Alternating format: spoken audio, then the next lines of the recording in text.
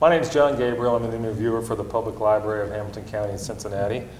I'm interviewing Mr. John Bryant today on June 27, 2008 at the main library in downtown Cincinnati.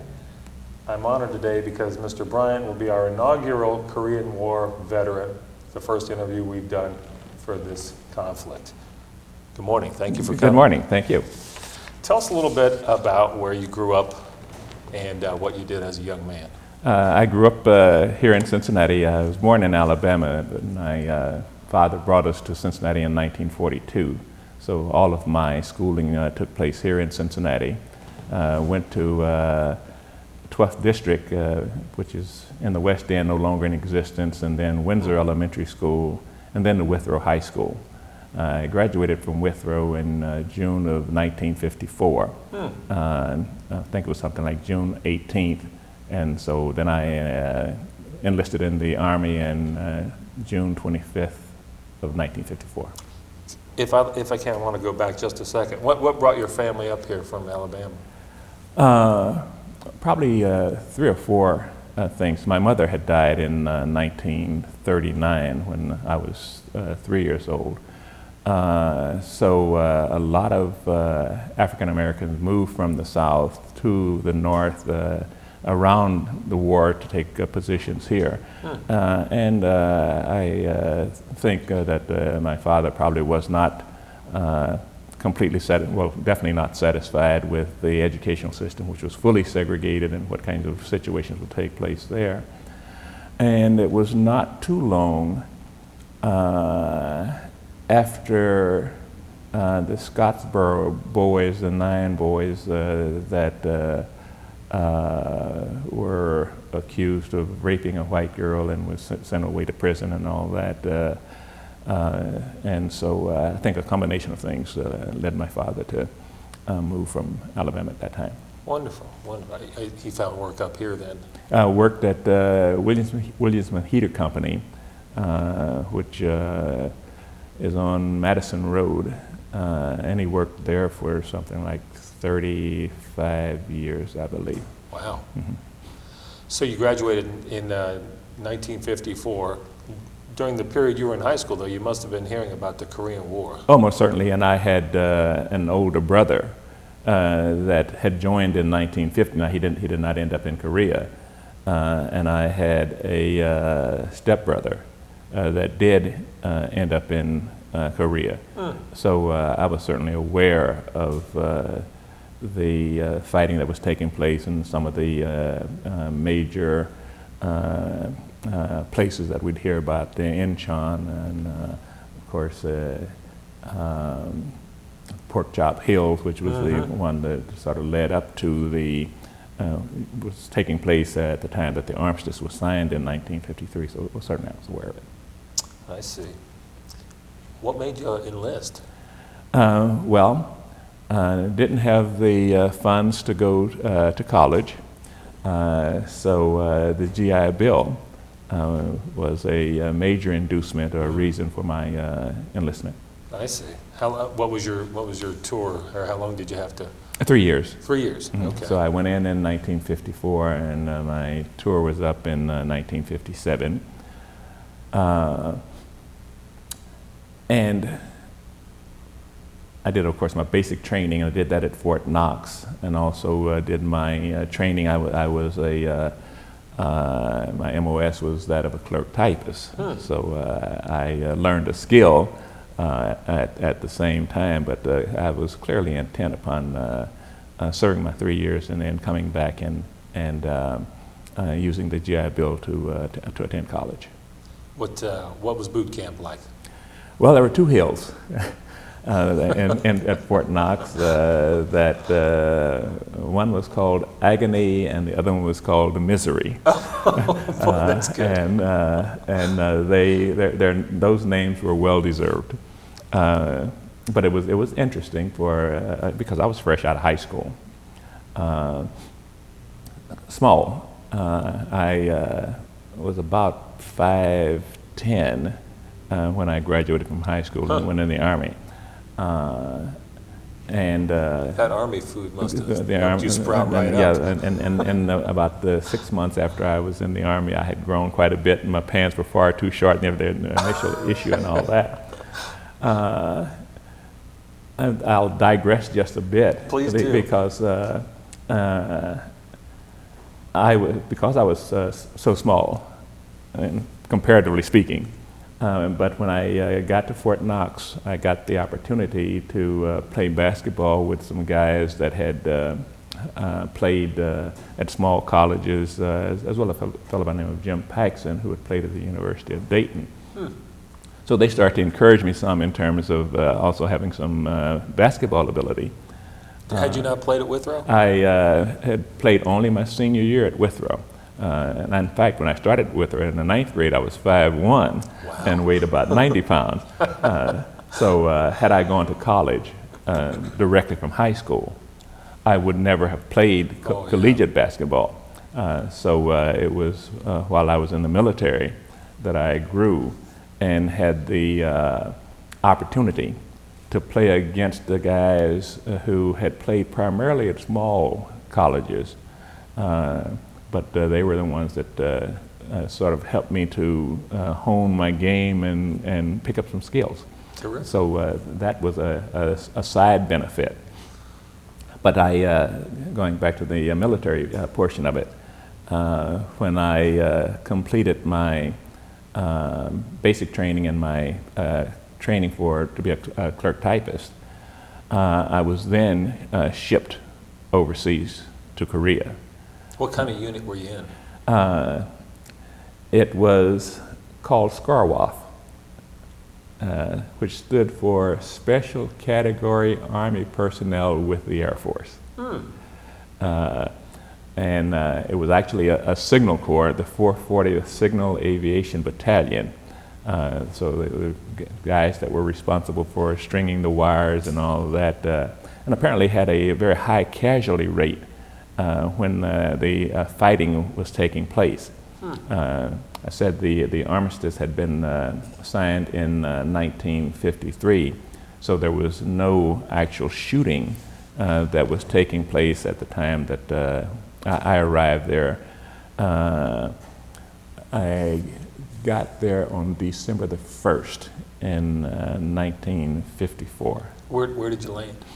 Or did you go by boat? No, flew over and landed in Tokyo. And then from Tokyo on to a little place called Anyang, Korea. Anyang was about 35 miles south of Seoul. So it was fairly close to where the 38th parallel was and the DMZ zone and all of that. So we were clearly aware that this was a significant military operation that was taking place, and the kind of tension. In fact, the coldest I've ever been and the scaredest I've ever been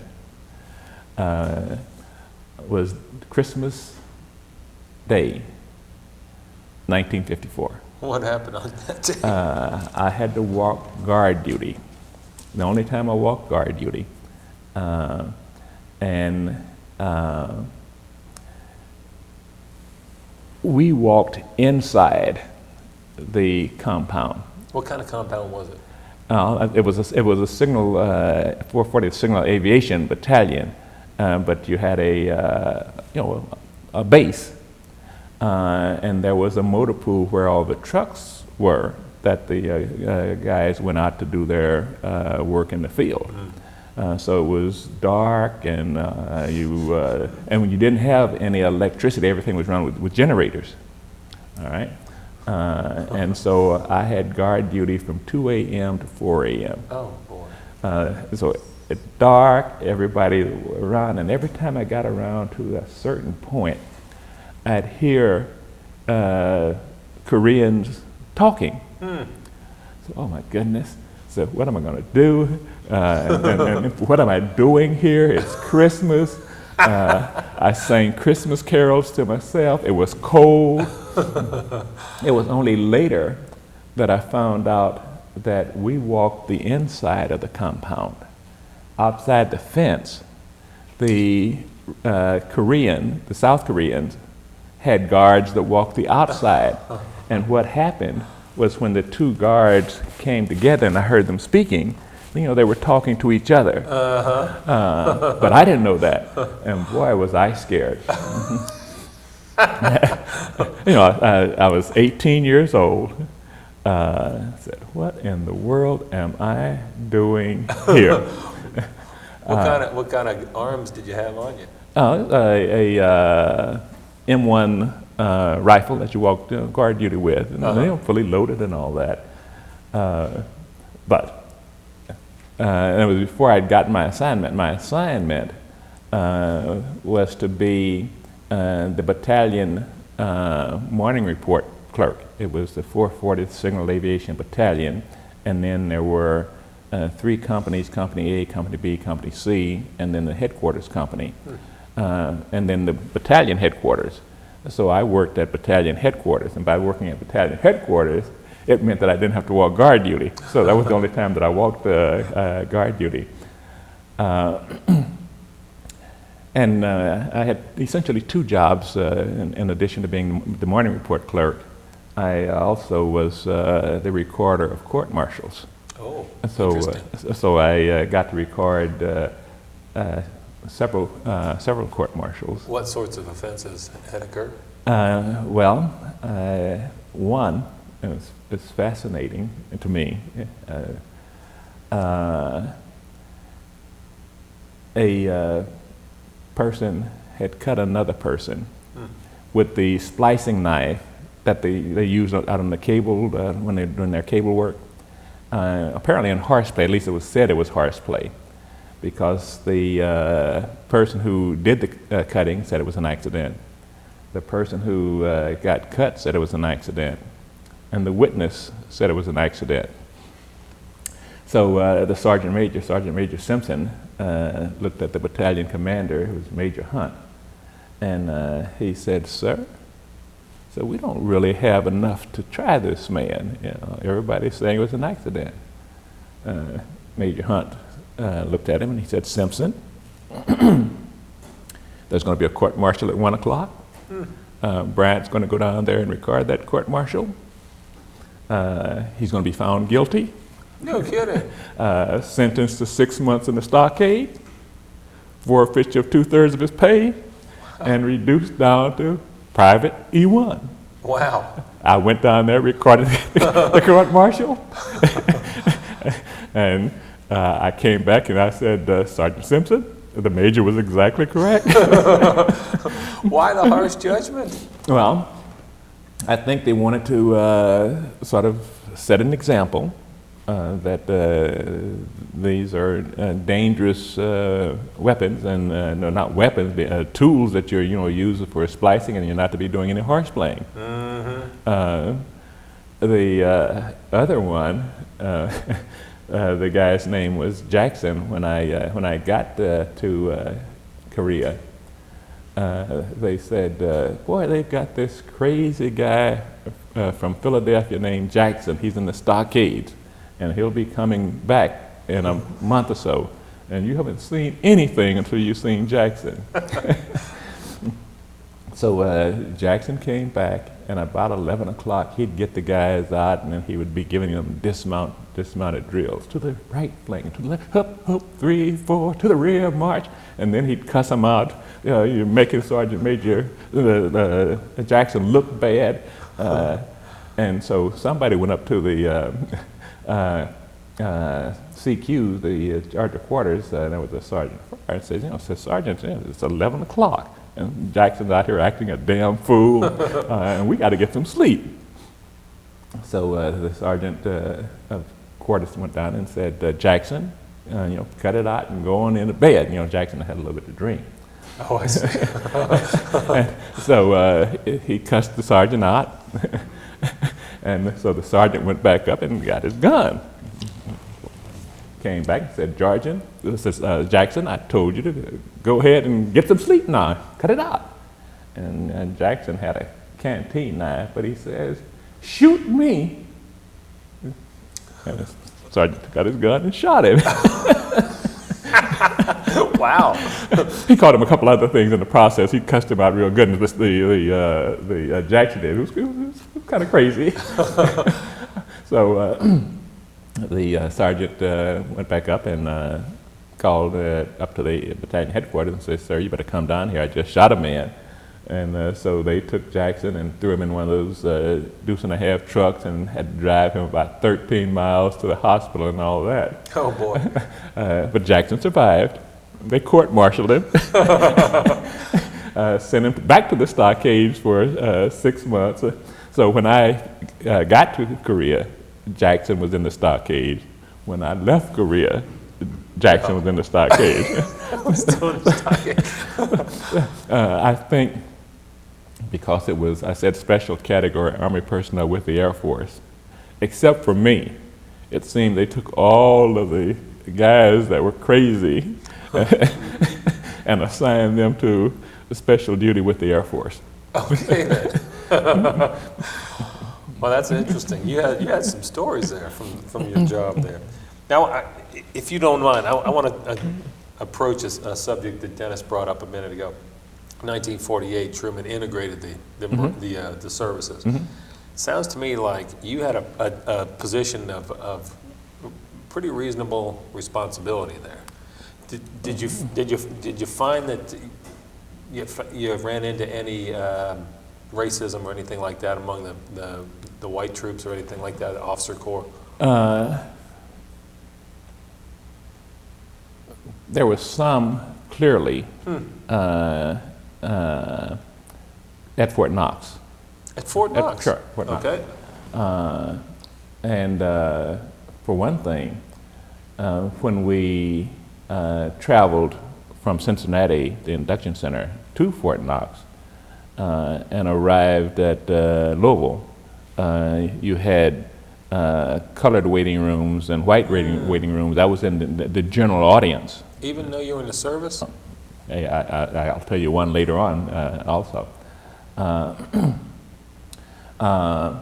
And so you noticed some of that then, and you noticed it among some of the troops who had not had any previous contact with African Americans. Mm-hmm.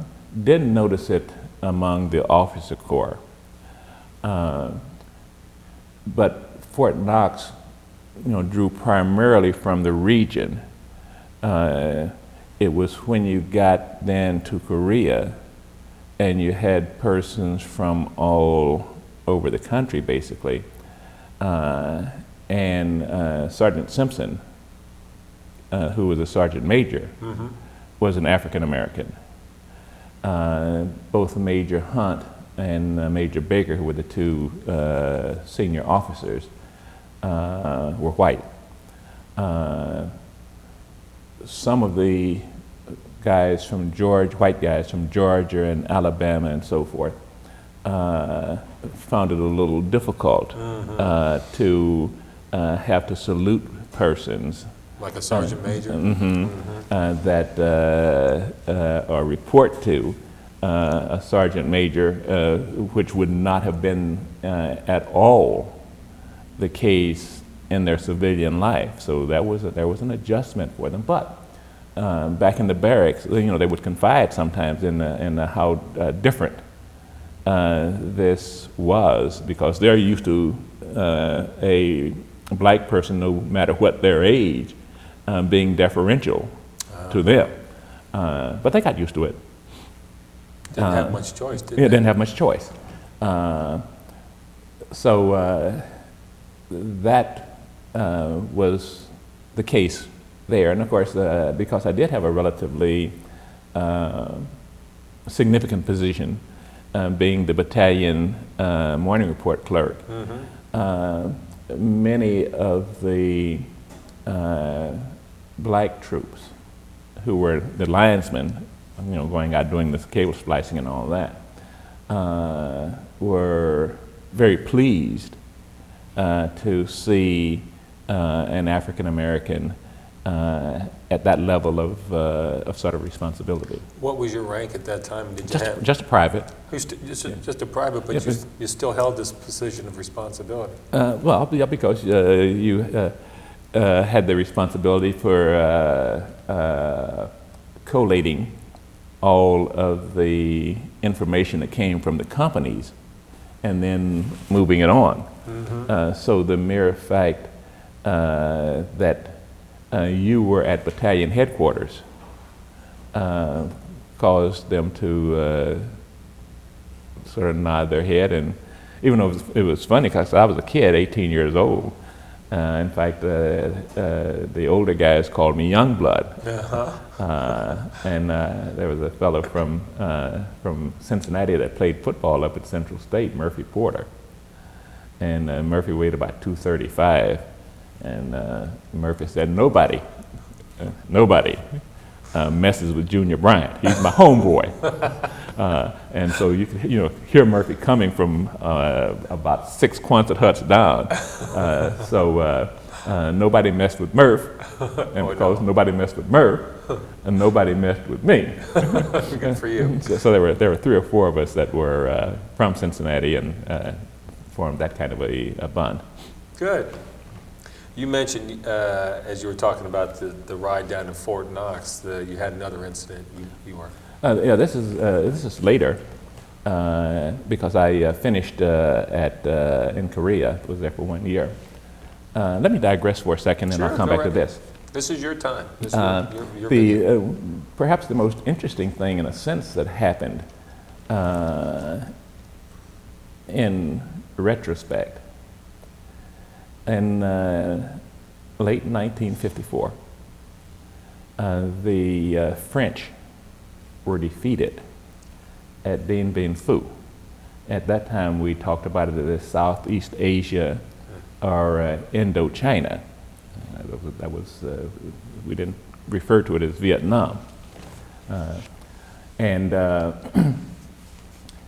Because I was working at battalion headquarters, I heard the officers talking about the fact that U.S. troops were being sent in as advisors in the wake of the French defeat, and that there was some talk of extending the tour of duty so that we would not just be there for the 12 months, that there very well might be some persons now that would be sent into Southeast Asia. So, who were they advising?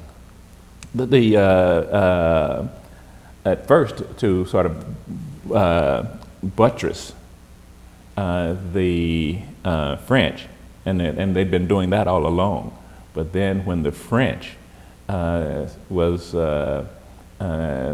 beginning to withdraw, that we would go in as advisors and support to the South Vietnamese. I see. Okay, so the groundwork for our later, more full involvement was actually being talked of and discussed in 1955. That's amazing. I've never heard that. And I said because I was in battalion headquarters, I heard Major Hunt and Major Baker talking about what was afoot and could have been afoot, and the fact that our interest in Southeast Asia meant that we were going to have a more active role that would be played in terms of that area. So that was it was sort of fascinating to hear that being talked about in retrospect. Yes. At that time, and then to see sort of how history played itself out in terms of that. When I left Korea and I came back to the States, I was assigned then to something called the 24th Anti-Aircraft Battalion. which was a surface-to-air missile outfit, because around the major cities, guided missile sites were set up. So I was assigned to Winthrop, Massachusetts, which was the headquarters for the 24th. But we had a guided missile company at Nahant, a guided missile company at Reading, and a guided missile company at Needham, Massachusetts. So essentially surrounding the city with surface-to-air missile silos. And again, I was fortunate that how things played out in terms of my long-term interests. I got to play basketball, and it was because it was a small, Fort Banks was a small base. I was good enough to make the base team and all that. Had I been at a place like Fort Dix or Fort Monmouth, which is much larger, I probably would not have been able to. And also, by the same token, I got to play volleyball. Yeah. So I was selected to play in the All-Army volleyball tournament, which was held at Fort Benning, Georgia. Okay, so we flew from New Jersey into Atlanta. And then you had to change flights to go from Atlanta to Fort Benning, which is in Columbus, Georgia. I was the only African American on the team. So we landed at Atlanta and walked up to get on the flight to go to Fort Benning. Said, no, everybody can go but him, me. Who said this? The gate agent? No, the ticket, where you are getting ready to get your tickets and get on board. So at the ticket agent, they didn't get to the gate.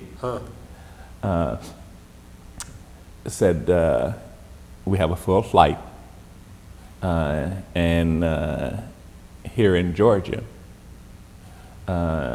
blacks and whites cannot sit next to each other on public accommodations. So wait a minute. He's going to be sitting next to one of his teammates. Yeah. This makes no difference. On the bus, you have, this is reserved for blacks back here and whites up here. We have a full flight, Georgia state law. Wow. Okay. Now, we've got another flight that's going to leave at about 2 a.m. This was about 9 p.m. It's about 2 a.m. And you can fly on that flight because it is not, full, so you'll be able to sit.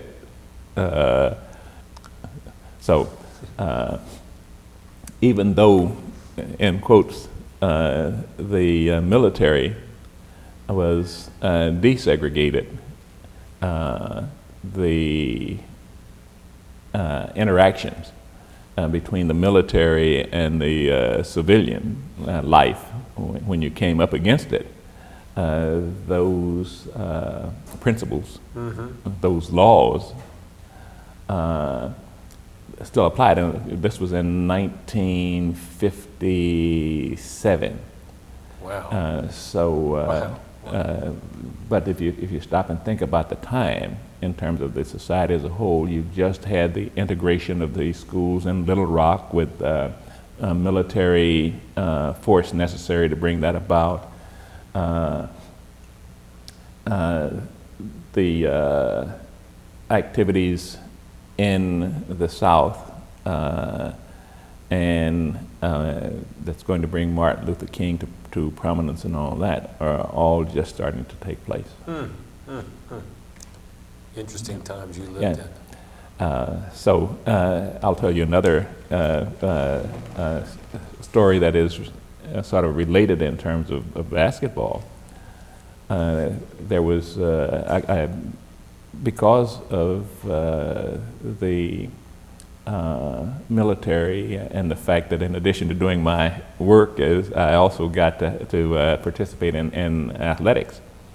And so I got a chance to play in the regional basketball tournament over in Fort Monmouth again, and Fort Dix and Fort Monmouth and Fort Dix had a fellow by the name of Cy Hugo Green, who was an All-American basketball player out of Duquesne, and was playing with the Rochester Royals at that time. Is that a professional team? Professional. Mm-hmm. Wow. Essentially, Rochester Royals eventually became the Cincinnati Royals. Is that right? Yes. Huh. And Tom Gola from LaSalle, who played with the Philadelphia Warriors, he was at Fort Monmouth. And so I got a chance to play. Are they now the Golden State Warriors? Yes. Oh, I mean, yes.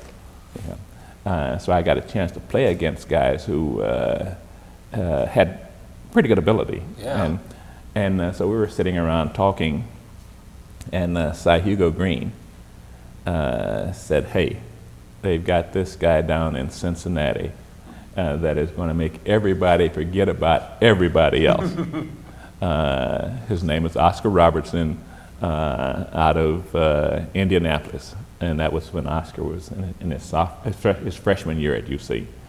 Could you play basketball on a freshman squad at UC against other schools, or were you just practicing? Or? No, we played against either other schools that had freshman competition that were in the area. Mm-hmm. So we would have played against Xavier, we would have played against Miami, plus we would have played against some of the AAU teams in the area. So that was plus being the meat grinder for the fresh meat for the varsity. Oh, sure, and sure. Practice. But yeah, we got to play against. It's interesting that word got out in that day and age when communication then isn't what it is now, or it wasn't then what it is now.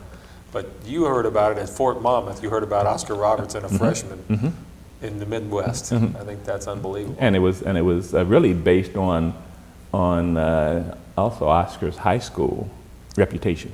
Okay. That Cy Hugo, because I don't think Cy would have seen him play. In fact, I'm sure he would not, even though Cincinnati and Duquesne played each other. But Cy would have been away from Duquesne when Oscar was a freshman in 1956. Interesting. Do you mind if we go back to Korea for a second? Sure. There were a couple things I wanted to ask you. I made some notes here while we were talking. The Korean Guard story sort of got me thinking. Did you ever have any interaction with the Korean civilians while you were there? Yes. First of all, the Koreans, South Koreans, of course wouldn't have been North Koreans, but they came on base to do the cleaning. Our mama's son cleaned the battalion headquarters, and they emptied the latrines, called the honey pots. Honey pots. Yeah, and you could go into the village, so you could get a pass. Yeah. And go into the village. What was in the village? Girls. I see. They have restaurants or a place to get a beer or something like that. Yeah. When you had on the base, you had the PX and where you could go and get beer and things like that. But the girls, there was a sign on the wall on the post just before you went off. Use a pro. Take a rubber, use a pro. She might have it, you don't know. Right? And then on the other side, no hair red, no eyes are blue, but oh my God, what she can do. Oh my gosh, isn't that funny? So yes, there was clear warnings, and so yeah, that was a possible R&R. Sure, why not? Did you ever go, this wouldn't have been R&R, but did you ever get up to the demilitarized zone? Never got to the demilitarized zone. Did have an R&R where I got a chance to go to Japan and go to Nagasaki and actually see where Ground Zero was, where the atom bomb was dropped, and there was just nothing was growing there, and the French had built a large peace palace, and it was amazing to me how friendly the people were, considering that this was 1955, 10 years, after. Yeah, was the city being rebuilt? Oh, the city away from Ground Zero was very vibrant and all of that. It was, and people were in their traditional dress, and they had their shops open and all that. I see. There were not. There were three of us that went on R&R together. I don't recall that I saw any other Americans in the city. Interesting. Did you? The Korean War, the hostilities were over when you were there at this time. Was there any contact at all between where you were and the Chinese or the North Koreans or anything? No. Cross-border incidents or prisoner exchanges? No, not during the time that I was there. That at least none that made any major news. The tensions were quite high. I bet. They still seem high. Every so often, every year or so, they have a shooting incident over there, a naval incident. And of course, this was a year to a year and a half after the armistice had been signed. And they were fighting up to the signing of the armistice. There were two sort of pork chop hill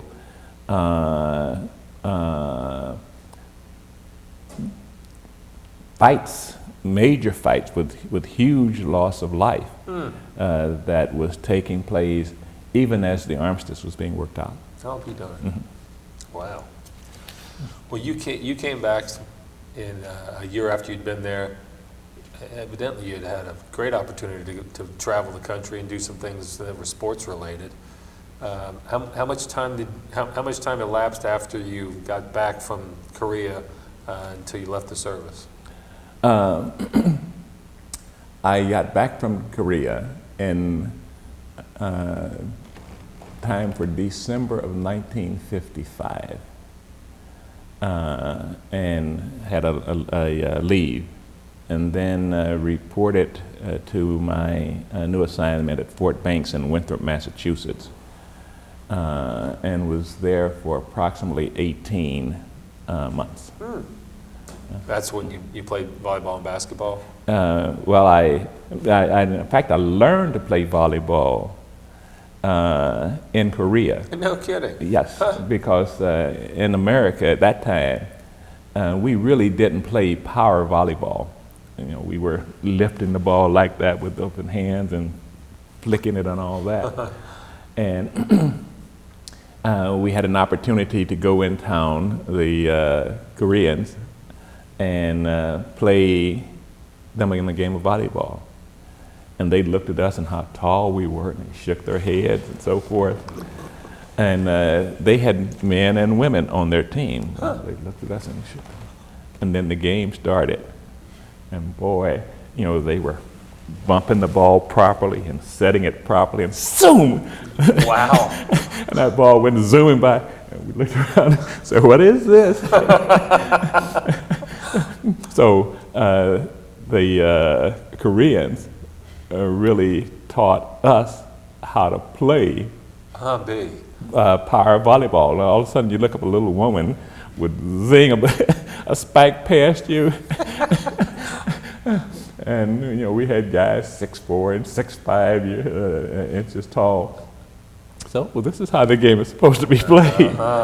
And so then when I got back to the States and played with the base team, Fort Banks, and said, this is how we play the game.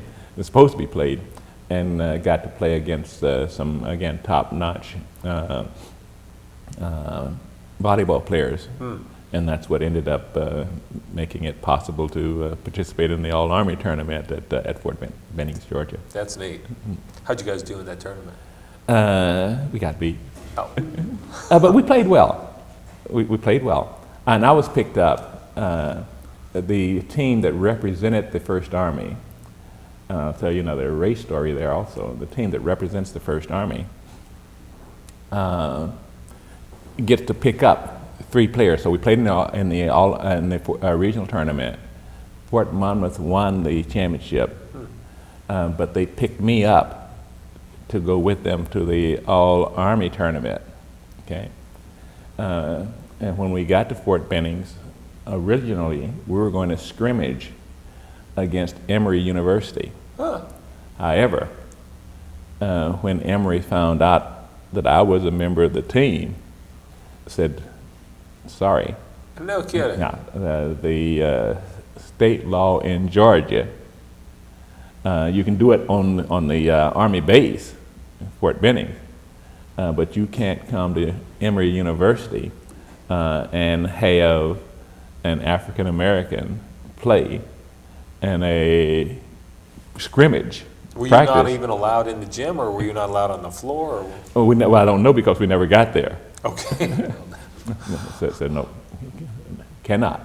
Wow. Isn't that something? I can't imagine. Well, I'll be guided by you. It sounds like your military career is winding down here at this point in the interview. Do you want to go on and talk about some of the things you did after your military career, or it's up to you, because a lot of the interviews, that's part of history. We of course have basically covered the military component. I was discharged in June of 1957. Originally was going to go to Kent State University and play basketball there, but when I got back to Cincinnati and I went over to the old high school, and the coach, John Huey, said, you should not go up to Kent State. Why don't you stay here at the University of Cincinnati? I think you can play there. So I went over, and I'd already enrolled for a course at UC, because I said I might as well get started using my GI Bill and get a head start. And so I was taking a math course. And Ed Jucker was the freshman coach, and said, we think you could play here. So I canceled Kent State and enrolled at the University of Cincinnati.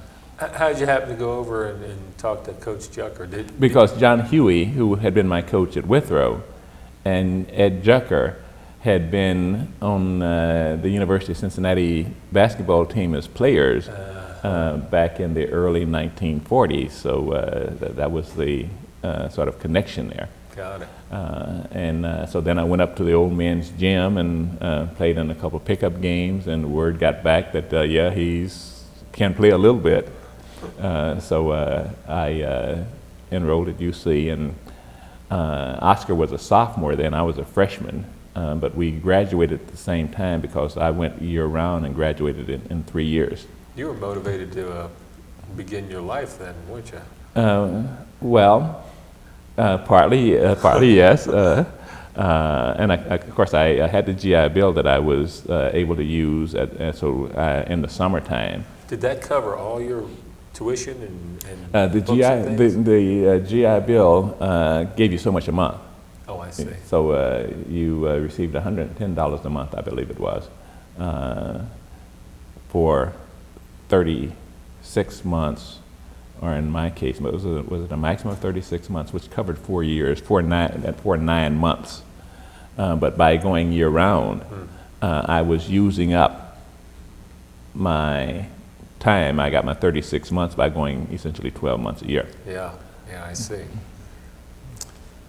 Well, what'd you do when you got out of college?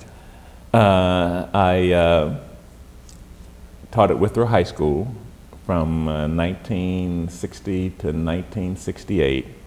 Then went back to UC to picked up my master's by going to summer school.